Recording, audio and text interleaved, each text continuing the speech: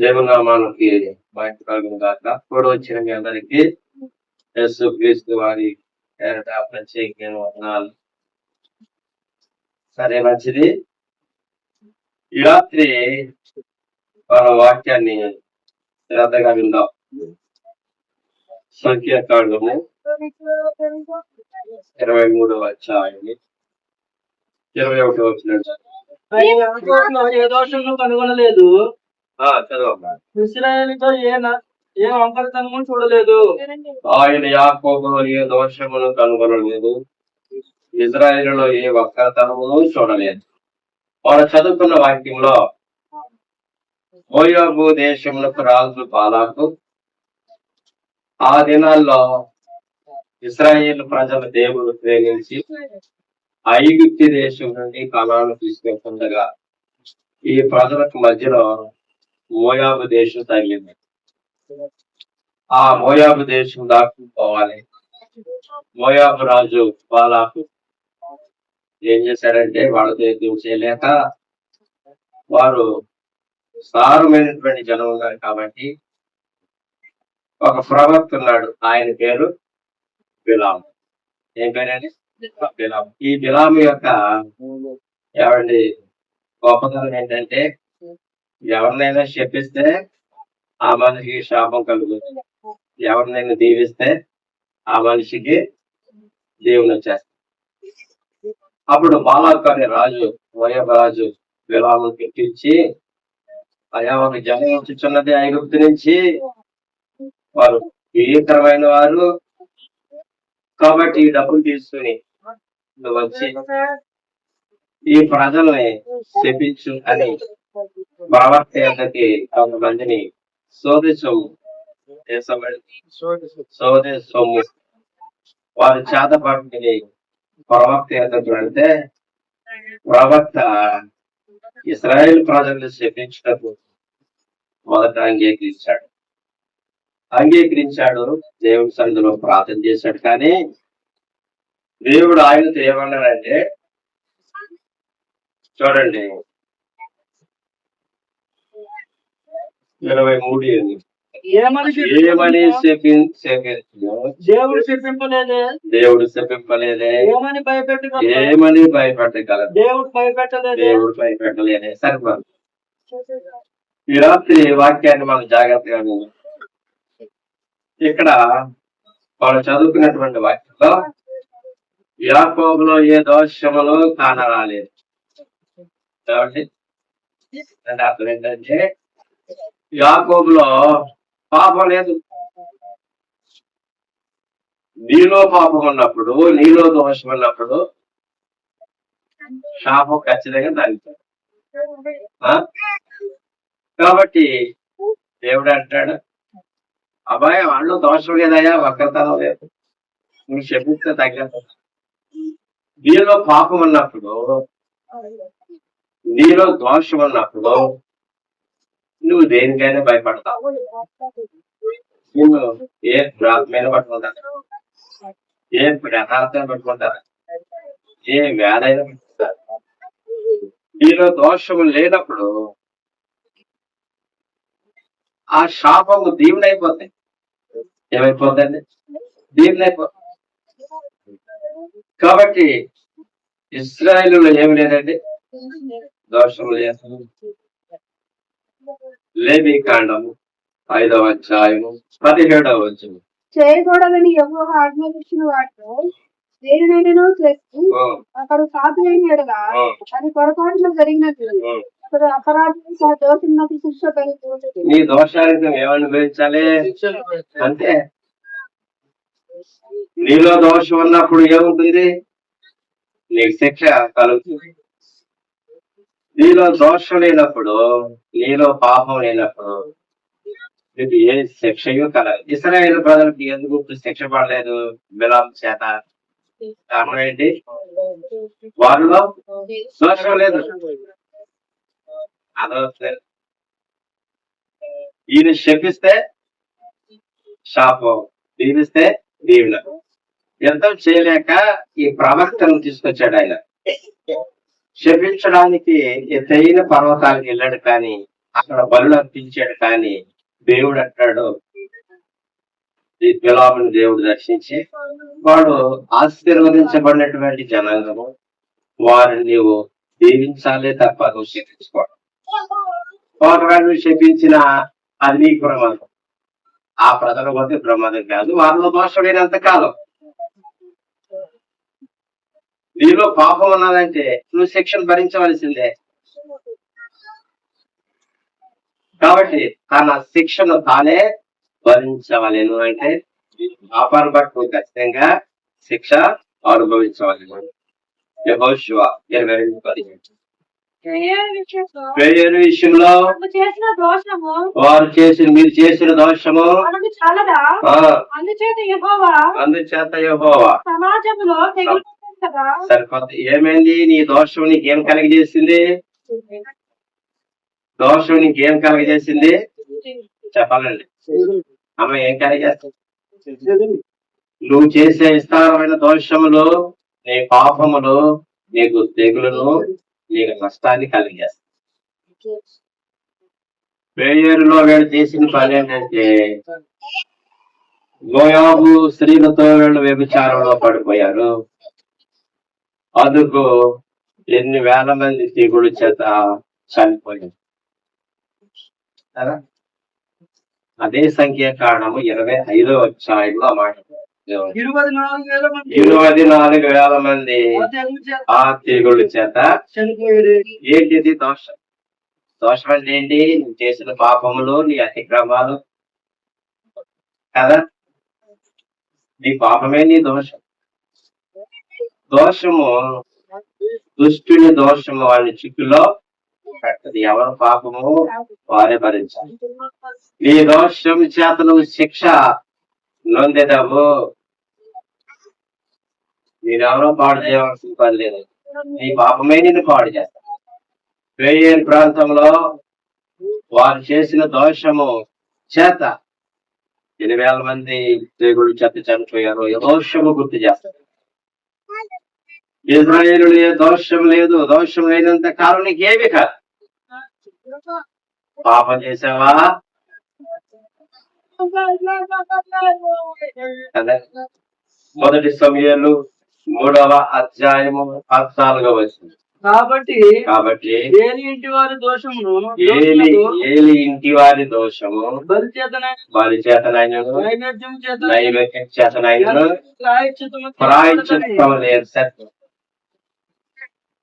కొన్ని దోషములకు ప్రాయశ్చిత్తం లేదు. యేసు రక్తంలో ఇప్పుడు నీకు ఏముంది? ప్రాయశ్చిత్తం అనేది. కొన్ని దోషములు నువ్వు మొయ్యవలసిందే, నువ్వు భరించవలసిందే. యేసు ప్రభు శిలువ వద్దకు రాకుండా, ఒప్పుకోకుండా, సరి చేసుకోకుండా నువ్వు అలాగే ఉండిపోతే నీ దోషముల చేత నువ్వు నశించిపోతావు కదా. నీ దోషముల చేత నీకు వ్యాధి సంభవించింది. నీ పాపముల చేత నువ్వు కూలదు. నీకు నష్టం. 7వ అధ్యాయము 21వ వచనం. ఈ వేళ అతిక్రమములను పరిహరింపవు, నా దోషమును ఎలా క్షమింపవు, నా దోషములు ఎలా నువ్వు క్షమింపవు. నేనెప్పుడు పట్టిలో తీసుకునేదను. ఏమైపోతుంది? నీ దోషము నిన్ను బట్టిలో తీసుకెళ్తాను కదా. దోషములు అధికమైనప్పుడు ఏం జరుగుతుంది? బట్టలో పట్టుకోవడం అంటే చనిపోవడమే కదా. ఆత్మకి వెళ్ళిపోవడం అంటే బట్టలో పట్టుకోవడం అంటే ఏంటంటే చనిపోవడం. ఎందుకు చనిపోతున్నారు? దోషము. ఏమైంది? దోషం ఎక్కడికి వెళ్ళిపోయింది? వాళ్ళ మీదగా వెళ్ళిపోయింది. ఎక్కడికి వెళ్ళిపోయింది? వాళ్ళ మీదగా. ఏమంటున్నాడు? దోషమును బట్టి నేను మరణము నొందేదను. ఏం 23 వచ్చి నా దోషములన్నీ నా దోషములన్నీ నా పాపములన్నీ నా పాపములు నాకు తెలియజేయించు. ఎప్పుడైనా అడిగావా? నా దోషాలు ఎందుకు ప్రభా, నా పాపములు ఎందుకు ప్రభా, నా పాపములు నా దోషములు ఎన్ని? ఎప్పుడైనా ప్రభుని అడిగావా? దోషము యాకోబులో లేదు. ఎక్కడ లేదండి? యాకోబులో దోషము లేదు. నీలో దోషం ఉన్నప్పుడు అడగాలి, ప్రభా నా దోషము నాకు చూపించము. 40వ కీర్తన 12వ లెక్కలేని అపాయములను చూపిస్తున్నవి నా దోషములు నా దోషములు నన్ను తరుముకొనుగా, నన్ను తరుము పట్టుకొనగా నేను తల ఎత్తి చూడలేకపోతిని. ఏమైపోతాడండి కదా. దోషం ఏం చేస్తాయి అమ్మా? తరుము పట్టుకున్నాయి పట్టుకోవాలి. నువ్వు పాపం చేసి మర్చిపోతావు కానీ ఆ పాపం ఏం తగ్గుతారు. ఈ ఇశ్రాయేలులో దోషం అంటే బిలాము యొక్క శాపం వాళ్ళకి తగిలి అక్కడ జరుగుతుంది. వీళ్ళు శిక్షించడానికి బిలాము కొండెక్కగా ప్రభు అన్నాడు, వాళ్ళు దోషం లేదయ్యా, వాళ్ళు అక్కతనం లేదు. నీ దోషంలో వారి యొక్క పని చేయవు, వారిలో దోషం లేదు కాబట్టి నీ శాపాలు ఎవడి నీ దిష్టిలో నీ చేతబడి ఏం పని చేయవు.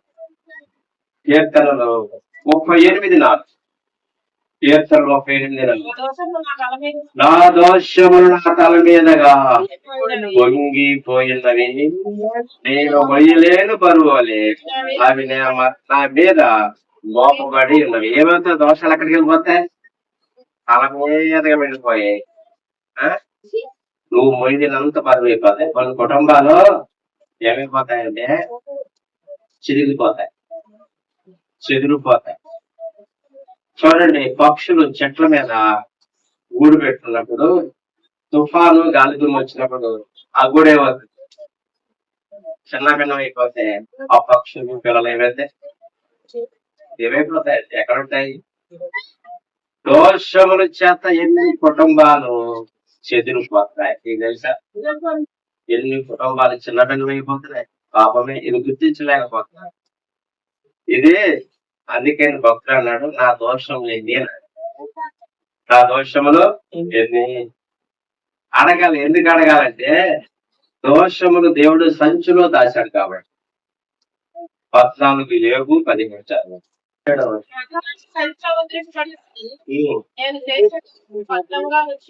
ఈ దోషములు ఎక్కడ ఉన్నాయి? సంచిలో ఉన్నాయి కాబట్టి అడగాలి. దేవుడు ఆయన లెక్క పెట్టి చెప్తాడు. నీకు అడిగావా దోషములు? ప్రభా నా దోషం నాకు చెప్పు. ఇజ్రాయేలులో దోషం లేదు, యాకోబులో దోషం లేదు ప్రభా, నాలో దోషం ఉంది కాబట్టి ఆ దోషములు క్షమించి ప్రభా నువ్వేం చేయాలి? అడగల. ఆ దోషములు ఏమవుతాయంటే నీకు తల మీద బరువుగా ఉంటాయి. అంటే అర్థం ఏంటంటే చింత, బెంగ, విచారము, మానసిక ఒత్తిడి, ఆర్థిక ఇబ్బందులు, అప్పుడు ఇంట్లో సమాధానం లేకపోవడం. 128వ కీర్తన లాగా తీయసు కానీ వారి జీవితాలు ఉండవు. ఏ కీర్తన లాగా ఉండవు? 128వ కీర్తన లాగా కొన్ని కుటుంబాలు ఉండవు. అక్కడ ఒక చక్కటి కుటుంబం కనపడుతుంది. ఆయన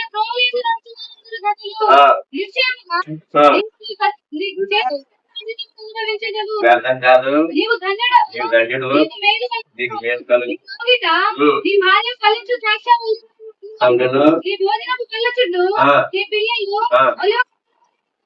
కుటుంబం చెందిపోయేదా కట్టబడితా? కట్టబడిన కుటుంబం అండి. దోషం లేదు అక్కడ, చింత లేదు, బెంగ లేదు. కారణం ఏంటి? అక్కడ పాపం లేదు. ఈ రోజు ఇలాగా ఈ 128వ కీర్తన లాగా ఎన్ని కుటుంబాలు ఉన్నాయి? భార్య భర్తలో ప్రేమ కలిగి, ఐక్యత కలిగి, సమాధానం కలిగి, ఆరోగ్యంతో, పిల్లలతో సఖ్యత కలిగి, కష్టపడినటువంటి కష్టం అర్థం కాకుండా ఆరోగ్యం కలిగినటువంటి కుటుంబాలు ఎన్నున్నాయి? దోషములు చేత ఏమైపోతున్నాయి? కుటుంబాలు కొట్టుకుపోతాయి. ఏమైపోతున్నాయండి? కొందరి దోషములు తల మీదకి వెళ్ళిపోతాయి. ఏమైపోతారు? దోషముల చేత ఏమైపోతారు కదా. దోషములు తరిమి నన్ను పట్టుకునిచున్నవి. నా తల మీదగా దోషములు ఉన్నవి. 32:5 కీర్తన నా దోషములు కప్పుకొనక నీ ఎదుట నా పాపం ఒప్పుకుంటుంది. దోషాలు ఏం చేయాలి? ఇప్పుడు మనం ఒప్పుకోవాలి. ఒక సేవకుడు నీకు ఉండాలి. ఎవరున్నారండి? విశ్వాసులకి సేవకుడు ఉండాలి. ఈ సేవకుడితో మన దోషములు షేర్ చేసుకుంటా ఉండాలి. అటువంటి షేర్ చేసుకునే అనుభవం నీకు లేకపోతే నువ్వు ఏ పాపాన్ని కూడా జయించలేవు కదా. మీ పాపములు ఒకరితో ఒకరు ఒప్పుకొనడి. నీ దోషములు ఒక్కొక్క సేవకుడు నీకు కావాలి. సేవ చేసేటువంటి సేవకు నీకు అవసరం కదా. ఒప్పుకునే అనుభూతిలోకి నువ్వు వెళ్ళాలి. ఇక్కడ తప్పు ఉంటాడు, ఒప్పుకుంటాడా? ఒప్పుకోడు. మంచి ఒప్పుకుంటావా? ఇప్పుడు నీ దోషంలో ఒప్పుకున్నప్పుడు నీకు వ్యాధి ఎందుకు వస్తుంది? ఆర్థిక ఇబ్బందులు ఎందుకు వస్తాయి? జీవితం అప్పుడుపాలు ఎందుకు అయిపోతుంది? ఇంట్లో మానసిక ఒత్తిడి ఎందుకు అవుతుంది? ఇంట్లో ఆర్థిక ఇబ్బందులు ఎందుకు అవుతున్నాయి?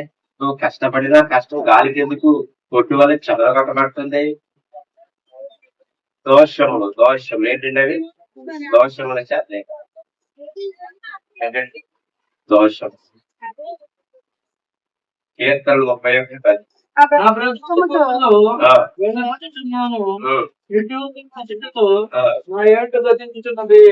నా దోషమును బట్టి నా బలము తగ్గిపోవచ్చు. ఎందుకు నీ బలం తగ్గిపోయింది? నీ ఆరోగ్యం ఎందుకు పోయింది? దోషమే కదా. కొనుక్కున్న బలం నీకు లేదు, కొనుక్కున్నటువంటి ఆరోగ్యం నీకు లేదు. కారణం ఏంటి? నీ దోషమే, నీ పాపమే. అది మొయ్యాలి. అది ప్రభు యొక్క సంచిలో ముద్రించబడింది, దాచబడింది. యాకోబులో దోషం లేదు కదా. దోషముల వల్ల, పాపముల వల్ల ఎంత నష్టం నీకు కదండి. చూసారా? 51వ కీర్తన 9వ వచనం. నా పాపము తిరుగుతూ ఉంటాను. నా దోషములన్నిటినీ తుడిచివేయు. దోషాలు ఏం చేయాలి కదా. దోషముల వల్ల ఎవరండి మన కుటుంబాలు వేయకపోతే చిన్నపిల్లలు అయిపోతాయి కదండి. కాబట్టి దోషాలంటే మనం ఏం చేయాలి? ఒప్పుకోవాలి. ఆ దోషాలు నీలో ఉన్నప్పుడు ఇన్ని నష్టాలు మనకు వచ్చేస్తాయి. ఏమొచ్చేస్తాయి? ఇన్ని నష్టాలు మనలోకి 7:31-33. ఆదాము చేసినట్లు నా దోషంలో నా దోషములు దాచిపెట్టి ఆదాము ఏం చేశాడు? దాచిపెట్టుకున్నాడు. ఏం చేయకూడదు? దాచిపెట్టుకుంటే శాపానికి గురైపోతాం. దేనికండి? ఒకవేళ వాడు పాపం చేస్తుంటే అనుభూతుంది కదా. కాబట్టి ఇశ్రాయేల్ ఏమి లేదంటే వంకరతనం లేదంట. ఏం లేదండి? వంకరతనం. 59 శాంత లక్షణములు వారు ఇద్దరు. వారి నడవడిలో న్యాయం కనబడదు. వారు తమ కొరకు వంకర త్రోవలు తప్పించుకుంటున్నారు. ఏం ద్రోవం అండి? వంకరే ద్రోవం. ఇశ్రాయేల్ ఏమి లేదు, వంకర బుద్ధి లేదు కదా. మనుషులు ఏం చేస్తారంటే వంకర బుద్ధి కలిగిన వారు. వంకర బుద్ధి అంటే యేసు ప్రభువు అన్నారు, నేనే మార్గం, నేనే సత్యం, నేనే జీవం. ఆయనే మార్గం, ఆయన తెల్లని మార్గం. పౌలు అన్నాడు, నేను గురి వద్దకే పరిగెత్తాను. ఎక్కడ పరిగెత్తలేదు? గురి వద్ద. అటు ఇటు కాదు. వారు తమ కొరకు వంకరి మార్గం ఏం చేస్తున్నారు? యాకోబులో ఏమి లేదు, వంకరి బుద్ధి లేదు. వాళ్ళంతా కూడా ఏ బుద్ధి అండి? వంకర బుద్ధి. 53:6 ఒక మాట ఉంటుంది, మనమందరము గొర్రెల వలె త్రోవ తప్పితిమి.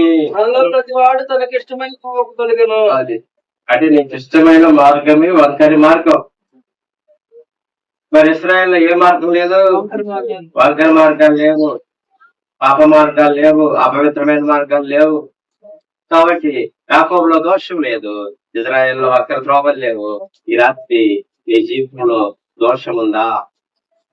వంకర త్రోవ నీ కోసం ఏర్పాటు చేసుకున్నామేమో ఈ రాత్రి కాదండి. అంతేకాదు ఇశ్రాయేల్లో ఏమి లేదట? మంత్రం లేదు, కూడా లేదు. 23:23. నిజంగా యాకోబులో మంత్రము లేదు, నిజముగా యాకోబులో మంత్రం లేదు, ఇశ్రాయేల్లో శకునము లేదు. ఇశ్రాయేల్లో శకునము లేదు. ఏమి లేదండి. ఇశ్రాయేల్లో శకునం లేదు, మంత్రం లేదు, వారాలు, దినాలు, మాసాలు కదా, రోజులు, మంచి గడియలు, చెడ్డ ఏమి లేవు ఇశ్రాయేల్లో. దేవుడే దుర్గము, దేవుడే ఆశ్రయం. ఇశ్రాయేల్లో మంత్రాలు లేవు, చేతబడులు లేవు, శిలక ద్వేషాలు లేవు, అబద్ధాలు లేవు, శకునం లేదు. భవిష్యత్తు గురించి కొంతమంది శ్రీకారం చూపించుకుంటారు. నేను రాబోయే రోజులు ఏమైపోతాను, గొప్పనైపోతాను, నాయకుడు అయిపోతాను. అటువంటి ఏమి లేదు. వాక్యం తప్ప వాళ్ళ దగ్గర ఏమీ లేదు. అందుకు బిలాము అంటున్నాడు, భయపెట్టుటకు నేను ఏమైనా భయపెట్టాలి కదా. 23:8 ఏమని శపించగలను, దేవుడు శపించలేదే. దేవుడు భయపెట్టలేదే. ఈ రోజుల్లో చాలా కుటుంబాల్లో భయంతో బ్రతుకుతున్నాయండి.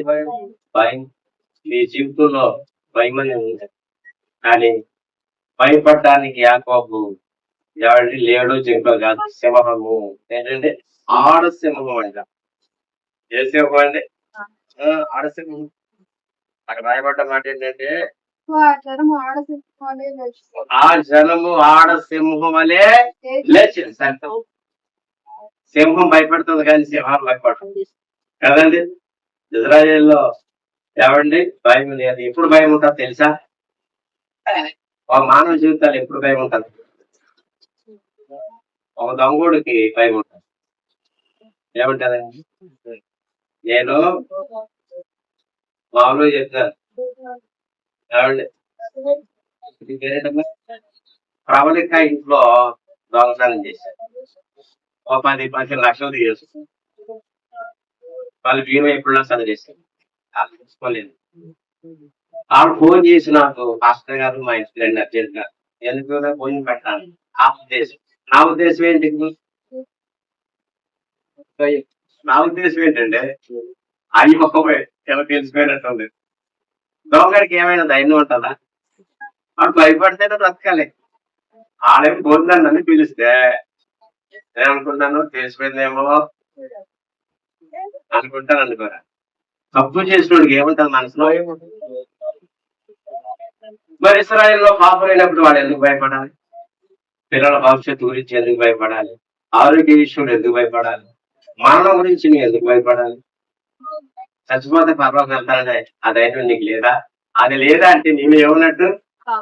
వంకరతనం ఉన్నట్టు, వంకర బుద్ధి ఉన్నట్టు, దోషం ఉన్నట్టు. నేను చనిపోతే పర్లోకి వెళ్ళిపోతానని మనం ధైర్యం ఎప్పుడు చెప్పగలుగుతామంటే నీలో ఒక్కరు బుద్ధి లేనప్పుడు, నీలో దోషం లేనప్పుడు, నీలో పాపం లేనప్పుడు. అంటే ఇప్పుడు ఎవరు ప్రవక్త అన్నాడు, వాడు భయపెడతాకే ఏమని భయపెట్టినావు? అని వాళ్ళు పాపం లేదు, వాళ్ళు దీవించబడిన వారు, వారు పరిశుద్ధమైన జనం. నువ్వు నిజంగా యేసు ప్రభుతో ఉన్నప్పుడు నువ్వు దేనికి భయపడవస్తే? భయపడకుడి అని బైబిల్లో 300 సార్లు ఉన్నది. పైన ప్రతి మనిషి పైన ఏదో ఒక భయం నీలో ఉంది కదా. నీ పిల్లల భవిష్యత్తు, అది పెళ్లి విషయాల్లో, నీ భవిష్యత్తు విషయాల్లో, నీ వివాహ విషయంలో, నీ చదువు విషయంలో, ఉద్యోగ విషయంలో, ఈ కుటుంబం ఏంటి అని భయాలు, ఈ అప్పులేంటి అని భయం. నువ్వు నిజంగా యేసు ప్రభువులో ఉన్నప్పుడు నీలో పాపం దోషం లేనప్పుడు, నీలో వక్రతనం లేనప్పుడు నువ్వు దేనికి భయపడవు. అబ్రహాంలో భయం లేదు కాబట్టి ఆయన అన్నాడు, ఏదే అన్నాడు, పాపం లేనివాడు ఎందుకు భయపడతారు? పాపం చేసిన వాళ్ళు భయపడతారు. ఇజ్రాయేల్లో భయం లేదు. పాపం అంటే భయం వచ్చేది, అయ్యో నేను చనిపోతే నరకానికి వెళ్ళిపోతాను అని ఆ భయం ఉంటుంది. నా భవిష్యత్తు అనే చింతలు ఉంటాయి. భయము దేవదూతలు కూడా వచ్చాను, భయపడప్పుడే ఎదుగో అని ఆయన మాట్లాడతారు. భయం కదా, సబ్జెక్టులు ఏమవుతాయి, అనుకున్న మార్కులు వస్తాయా అని భయం. ఉద్యోగం వస్తుందంటావా? చదువు అవగానే అప్పు చేసే నొప్పు తీరుతాదంటావా? ఎందుకు వచ్చింది భయము? మనలో ఏముంది? దోషము, పాపం ఉన్నప్పుడు మనుషులు భయపడతారు. ఇక్కడ భక్తులు అంటాడు, వాళ్ళకి ఏమని భయపెట్టను? దేవుడు భయపెట్టమని చెప్పలేదే. ఆడసింహం అనే వారు లేచారు. ఆడసింహానికి మనం ఎదురు వెళ్ళగలమా? కదండి, వెళ్ళలేం కదా. నేను వారిని ఏమని నేను భయపెట్టాను? నీ జీవితంలో భయం ఉందంటే నీలో దోషం ఉంది, నీలో ఏముంది? పాపం ఉంది, నీలో అపరాధ భావం ఉంది. ఇక్కడ నీ మనసాక్షి నీతో చెప్తుంది నువ్వు ఇంకా తప్పులో ఉన్నావు, నువ్వు పాపం చేస్తున్నావు, నీకు స్త్రీలు సరళివని నీకు చెప్పినప్పుడు నువ్వు భయపడతావు. కదండి. కాబట్టి నీలో దోషము, నీలో వంకతనం ఉన్నప్పుడు నువ్వు భయపడుతూనే బ్రతకాలి సార్. నువ్వు దేవుడి మీద ఆధారపడలేదు. పాపం చేసే వ్యక్తి దేవుడి మీద ఎవరి విశ్వాసం ఉంచలేడు. వంకరి స్వభావం, వంకర బుద్ధి ఉండకూడదు. ఒకరిని ఒకరిలాగా మనం చూడకూడదు కదా. మనం అందరితో సఖ్యత కలిగి ఉండాలి, సమాధానం కలిగి ఉండాలి. అత్తగారితో సమాధానం, మామగారితో సమాధానం, తల్లిదండ్రులతో సమాధానం, భార్యతో సమాధానం, అందరితో నీకుందా సఖ్యత ఉందా? లేదంటే నువ్వు భయపడవలసిందే. నీలో పాపం వంకరబుతుంది. అందరూ సమానంగా చూడాలి. కాబట్టి నీలో పాపం ఉన్నప్పుడు, నీలో దోషం ఉన్నప్పుడు నీ బలం నేను విడిచిపోతుంది. భక్తుడేమన్నాడు? ఎవరికి కీర్తనకాడు ఏమన్నాడు? నా దోషములు బట్టి నా బలం నన్ను విడిచిపోయింది. ఆరోగ్యం చెడిపోతే నువ్వు కష్టపడ్డ వృద్ధిలోకి రాలేవు. కుటుంబంలో ఆర్థిక ఇబ్బంది, కుటుంబంలో అశాంతి, పాపమే దీనికి కారణం. కుటుంబాన్ని కట్టుకోలేదు, ఆ కుటుంబం చెదిరిపోతా ఉంటారు కదా. కాబట్టి మనం ఏం చేయాలంటే మన పాపములు ఏం చేయాలంటే పాపములు ఏం చేయాలి, మన దోషంలో ఏం చేయాలి? దేవుని కల్వరి సిలువ దగ్గర మనం ఏం చేయాలి? ఒప్పుకోవాలి. యెషయా 53:5 అధ్యాయం. మన అతిక్రమ క్రియలను బట్టి మన అతిక్రమ క్రియను బట్టి అతడు గాయపరచబడింది, అతడు గాయపరచబడిను. మన దోషములను బట్టి మన దోషమును బట్టి, నలుగగొట్టబడి నీ దోషమును బట్టి యేసు ప్రభు కల్వరి శిలువలో ఏమైపోయాడు? నీ వంకర బుద్ధిని బట్టి ఆయన శిక్షింపబడ్డాడు. ఏమండి? నీ చేసిన పాపమును బట్టి ఆయన పిండబడ్డాడు. మన అతిక్రమ క్రియలు బట్టి, మన దోషమును బట్టి యేసు ప్రభు శిలువ ఎద్దకు వెళ్ళి మన దోషముల మీద మనం ఏం చేయాలి? కప్పుకొనక ఒప్పుకోవాలి. ప్రభువా, నేను త్రాగాను, నేను వ్యభిచరించాను, నేను జాగ్రత్తం చేశాను, నేను దొంగతనం చేశాను, నేను బూతులాడాను, అబద్ధం ఆడాను ప్రభా, నాలో లోభత్వం ఉంది ప్రభా, నాలో వక్ర బుద్ధి ఉంది ప్రభా, కపటం ఉంది నాలో, నేను ప్రేమహీనుడు ప్రభా, భార్యను ప్రేమించలేకపోతాను, భార్యను ప్రేమించలేకపోతాను, అత్తింటి వారిని ప్రేమించలేకపోతాను, ఆడపడుచుని ప్రేమించలేకపోతాను. అయ్యో, ఈ వక్ర బుద్ధి నుంచి విడిపించి వీటిని బట్టి యేసు ప్రభు శిలువ పడ్డాడు. ఈ రాత్రి కాలము కల్వరి శిలువ వద్దకు వెళ్ళి నీ దోషంలో ఒప్పుకుంటే ఆయన ఏం చేస్తాడు? మన పాపంలో ఒప్పుకున్నాయా కదా, ఆయన మనం సమస్త దుర్నీతి నుంచి విడిపించి మనల్ని పవిత్రులుగా యేసు రక్తములు మనకేముంది? జయ. ఆయన మన దోషములు బట్టి అనుకుంటాడు. ఈ రాత్రి యేసు ప్రభు యొక్క శిలువ వద్దకు వెళ్తాం. మన దోషములు, మన వంకర బుద్ధులు, మన భయాలన్నీ కూడా ఒప్పుకుందాం. ప్రార్థన చేస్తాం. పరిశుద్ధులైన తండ్రి, వందనములు, స్తోత్రము ప్రభా. ఈ రాత్రి విధమైన వాక్యం మీరు దీవించండి ప్రభా. మా దోషములే మాకు ఆరోగ్యం లేకుండా చేసి, మా దోషములు మమ్మల్ని ఆర్థిక ఇబ్బందుల్లోకి తీసుకుపోవడం, మా దోషములు మమ్మల్ని కటిగా పేదరికంలోకి తీసుకుపోవడం, మా దోషములు మమ్మల్ని ప్రభా అప్పులు చేసినట్టు చేసి, మా దోషములు మమ్మల్ని హాస్పిటల్ పాలు చేస్తాం ప్రభా. దయతో క్షమించండి. ఆయన కష్టపడిన వృద్ధులో ప్రాణస్థితి, మా దోషనే, మా వంకర త్రోవలే, మాట వినకపోవడమే ప్రభా. ఇంట్లో మేము పూర్తి చేసే వ్యక్తులుగా ఉంటాం. దేవా, మమ్మల్ని దయతో క్షమించండి. మా ప్రభు ప్రియులు జ్ఞాపకం చేసుకుంటాం. ఈ పిల్లవాక్యం విన్నాను ఆయన యథార్థంగా హృదయాన్ని నోరు తెరిచి యథార్థంగా హృదయంలో పాపం అంతా ఒప్పుకుంది మీ అందరి నుంచి క్షమాపణ కోరుకున్నట్లుగా ఈ రాత్రి వెంతపడిన మాటలు దీవించి ఆశీర్వదించి నన్ను వాడుకున్నాను. మహిమ ఘనత మీకు. మా ప్రియుల్లో కొంతమంది అప్లేస్తున్నాం, వారి జాబులు మీరు దీవించండి. చేతి వృత్తులు కలిగిన వారిని వారి చేతి పనులు దీవించండి ప్రభా. 10th స్టూడెంట్స్ ఉన్నారు, intermediate, degree, BTech, MTech, diploma పిల్లలందరినీ వారి చదువులు దీవించి ఉద్యోగాల కోసం ఎదురు చూస్తారు, వివాహాల కోసం ఎదురు చూస్తారు. చక్కటి మార్క్స్ ఆ ప్రభుత్వ ఆ పురోగములన్నీ తీర్చిపెట్టు మీరు దీవించి బాలహీన నుంచి స్వస్థపరచు, దీర్ఘం నుంచి స్వస్థపరచు, కనికరించి ఆ ప్రభు రాత్రి నాతో మాతో సంగతించి సమస్త మహిమ గంట మీరు పొందుతారు. ఏసు గొప్ప నామమున నుంచి నామ తండ్రి. ఆమేన్. మన తండ్రి యేసుక్రీస్తు వారికి మీకు పరిశుద్ధాత్మ కలిగిన సహవాసం సదాకాలం సంఘానికి తోడైన ఆమె. అందరికీ వదనాలు.